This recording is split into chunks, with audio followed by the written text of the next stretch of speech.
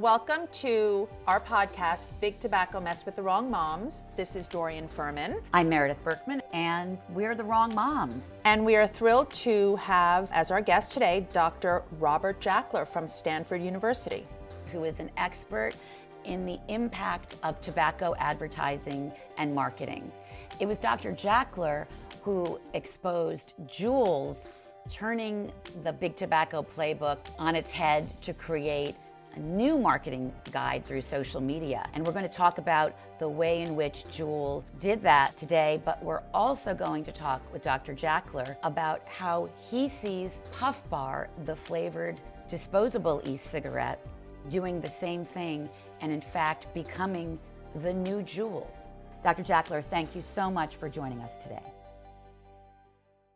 I want to very briefly ask you a question, which is why you got into this field, because you are trained, I believe, in the field of otolaryngology, if I'm right about that. What led a doctor in that specialty to focus on advertising, tobacco advertising specifically? You know, it's interesting. So I'm an otologist. I do microsurgery of the ear, and I've had a long and enjoyable and interesting career as a scholar and a leader in that field.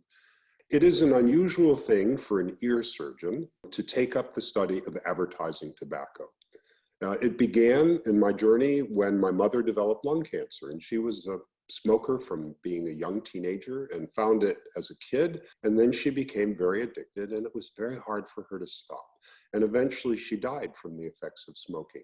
Now, so about 15, 16 years ago, I got very interested in asking the question, why my mother, in those days, in the mid-20th century, how did she become a smoker? And I began collecting tobacco ads. Why? Because, you know, as an academic, I realized there's a huge amount of research in tobacco, in the health consequences of tobacco, many different subjects, but minimal research into how tobacco advertising drove forward the catastrophe of cigarette smoking in America. So by collecting tobacco ads, and we eventually had a very large collection of tobacco ads, we began to do research and to try to trace the roots of how the tobacco industry did what it did so cleverly, frankly, to develop a consumer base for basically shredded tobacco wrapped in paper. It was real genius in the 20th century. They had the very best advertisers, public relations people that money could buy, and they put them to very good effect. So, Dr. Jackler, we've known of your work for quite a while, and we met you in person for the first time at the congressional hearing where we all testified in July of 2019 in the Congressional Oversight Subcommittee hearing on JUUL and their role in the youth vaping epidemic, where you shared a lot of your research and your discoveries. As many of our listeners know, or may not know, JUUL was created by two Stanford design students, and these two students actually came to see you at one point. And I'm curious why they came to see you and what their justification for coming to see you was. I'm curious what they asked you when they came to see you. That's an interesting story. So actually, I met with one of the co-founders, James Monsees, in the summer of 2018, along with a large group of summer interns and my professional research staff. And in talking with him, the first thing he said, "Good to see you again." And, you know, I didn't remember ever meeting them. And he said, you know, when we were thinking about creating a tobacco company that was going to disrupt the evil tobacco industry, that was their thought at the time, they came and asked me about how the tobacco industry markets. Now, it's interesting. They were students in the design school at Stanford, which is very sophisticated and oriented towards entrepreneurship and design thinking and really forward-looking innovation. As they became commercially successful, they became corrupted. Just as so many other technology companies, once the money starts rolling in, the financial rewards become more important than consideration of the well-being of their customer base. And that's certainly what happened with JUUL. Although they did have possibly the mission to transition smokers to a different device, not cessation as they later started to say, but to transition them to a different nicotine type of addiction, their marketing was very clearly marketed towards young people. At the time that JUUL launched in June 2015, We know from looking at some of the internal industry documents that have been described in the Attorney General's report, particularly in Massachusetts and in California, we know that JUUL actually engaged an agency, and that agency provided with them some examples of an advertising campaign that would have been calibrated to adult midlife smokers. I mean, if you want to make a marketing campaign that is designed to reach adult smokers, it's very different than you would do to teenagers. Well, JUUL consciously rejected it.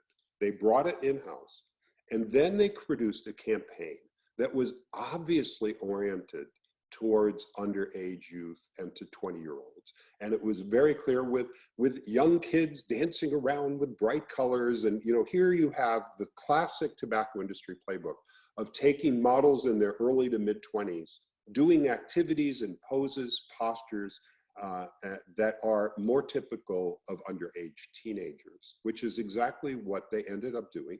And they also decided to distribute their marketing in social media. And JUUL, one of JUUL's big innovations, and there were 3 primary innovations to JUUL. The first one was a very clever device because it didn't look like a smoking or vaping device. It was a little thing that looked like a USB flash drive. So if it was on the bedside table of a teenager, mom or dad wouldn't know what it was. If a teacher saw it, they wouldn't know. They eventually found out, but they wouldn't, number one. So it was stealthy. It didn't look like what it was. Number 2, they used very high nicotine, salt nicotine. And in fact, they studied what the tobacco industry did. And from 1980s research by R.J. Reynolds, they learned that the problem with nicotine is it's bitter. And when you mix it together with the liquid of e-cigarettes, propylene glycol and glycerin, and you start putting in gummy bear flavor or chocolate flavor, if you get above about 1 or 2% regular nicotine, alkaline nicotine, it tastes too bitter. So they made it acidic using benzoic acid. And that made it possible to have 3 times higher nicotine levels that are potently addictive. And the flavor comes through, and it would still appeal to young people in that way. The third thing they did is they found a very clever and inexpensive way of marketing. They use social media. They use Instagram. They use Facebook. They use Twitter. And they know that's where young kids look. And they were really smart. I mean, they didn't pay for expensive ads. They had a bunch of people in-house who would author, images and slogans and descriptions, and then they would pay celebrities and, internet celebrities, so-called influencers who had thousands or hundreds of thousands of followers. They paid them to say great things about JUUL. Dr. Jackler, you've spoken in the past about JUUL using and updating the Big Tobacco Playbook by using social media and influencers. Today, the new federal guideline has banned flavored pod-based systems like JUUL in flavors other than menthol and tobacco, leaving hundreds of disposable devices on the market. Parents and kids we hear from tell us that kids are migrating towards these devices. One of the devices that we've heard the most about is a brand called Puff Bar. And it's very concerning that they seem to be taking JUUL's place. What do you have to say about that? There are 4 reasons that Puff Bar is the new JUUL, right? There are 4 reasons. 1, it looks just like JUUL, right? Very, very similar. 2, it comes in sweet and fruity flavors in wide variety like JUUL did, even exceeding that.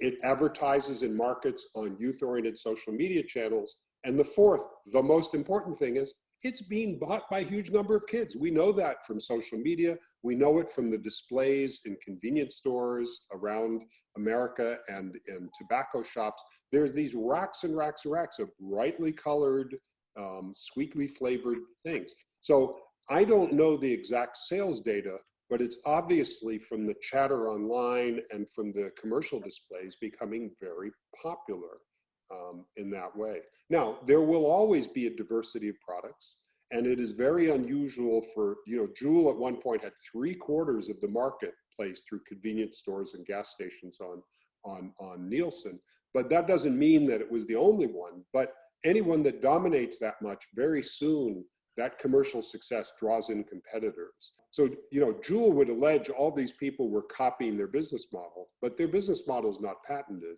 And in fact, anytime you have a very successful business, you're going to have lots of innovation around it, trying to gobble up some of that marketplace. And I'm sure we'll see that with Puff Bar. No one really seems to know who the owners of this company are and where they're from. The Puff Bar is a very obscure company. It's very difficult. You can't interview the leaders. You can't find, where it is. We're going to find where the factory is, which is undoubtedly in China, right? We're going to find all sorts of things out about them, but it's going to take a lot of digging to do. And I know that many reporters are trying to dig into this. I think the government, should subpoena and hold them accountable. And frankly, until they have corporate accountability for what they're doing, they should be taken off the market. I mean, my God, you've got to be able to say, okay, who's the CEO, who's the board, who's the chief of operations, where's your manufacturing, where's your good manufacturing practice, who's doing your marketing. These things should be known to the government. And if they stay behind this veil of secrecy, that's really not acceptable. What can parents do about Puff Bar? How can we stop them? My thought on that is get involved in the political process. We are in an election year. You have many local, municipal, county, state, and federal. You want to make this vaping epidemic front and center in this election. So you want to go to start even locally in your town or in your county, go to the aldermen or councilors, go to the mayor, talk with them about this, bring in friends, sit down, plan the dialogue so that you understand it and you understand the key issues involved. When you think about it, there is no responsibility of a politician greater than caring for the well-being of our kids. This is our future, the future health of the nation. And this is got to be at the very highest level of priority politically.